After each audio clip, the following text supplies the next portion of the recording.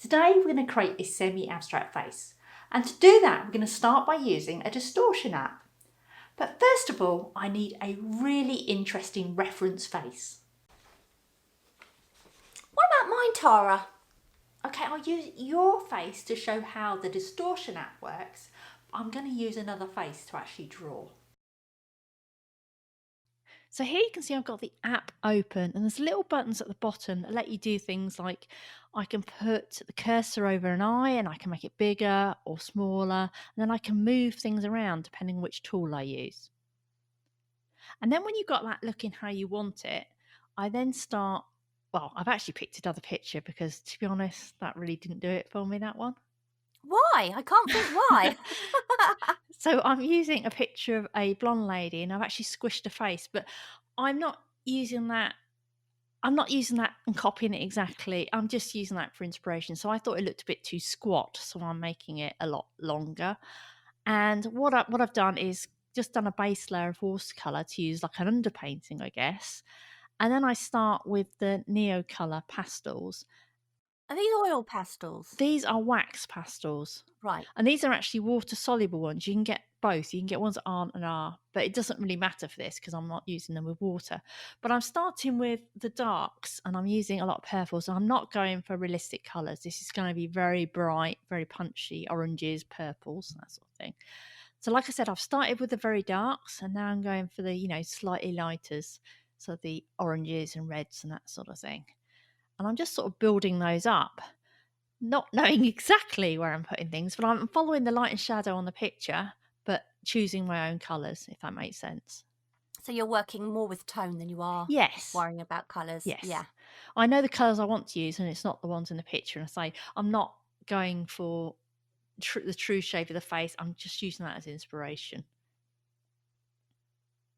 And then just doing the eyes. And I've just made those sort of a nice blue. Again, not following the colours. And then I'm working in some more yellows, so I'm going lighter again with the yellow. So you said you're not going to use water with these water-soluble wax pastels, is that right? That's right, yeah. You can do, and I could have used the ones, I've actually got some non-water soluble ones there. And I could have used it, but for this, I really want really intense colour rather than, that softer watercolour look. Oh, right. So they calm down then with water, do they? They calm down a little bit, and it does give, I guess it gives more of a gouache, watercolour-y gouache sort of effect if you add water to it. We have done a previous video if you want to look back at that. Lovely one where you're in the bath. Please don't mention that. So yeah, I'm just now working in a few more darks and sort of tidying it up really. And I find that if I add some of this cyan sort of blue, this palish cyan blue, it kind of, because I've got all these really punchy colours, it just cools it down a little bit in areas. And now I'm going. So can you blend these with your finger at all? Yeah, as well, you can. They don't blend that well though. I guess it's because they can be used with water. And again, on that previous video, I've shown how different things blend, how the sort of oil pastels blends compared to these. But as I say, if you want, you can use watercolour. But how I blend them is just to work other colours over the top. So if you put purple down, then put a sort of a rosy pink over the top, they kind of will blend together as you're placing them down.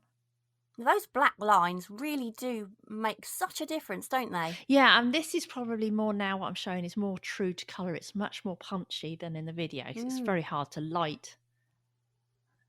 Yeah, you can add dark, but you can't go lighter, can you? Yeah, and I'd say it's just that the way you light a video, to get a decent shot, it takes away some of the colour, doesn't it? Yeah, definitely.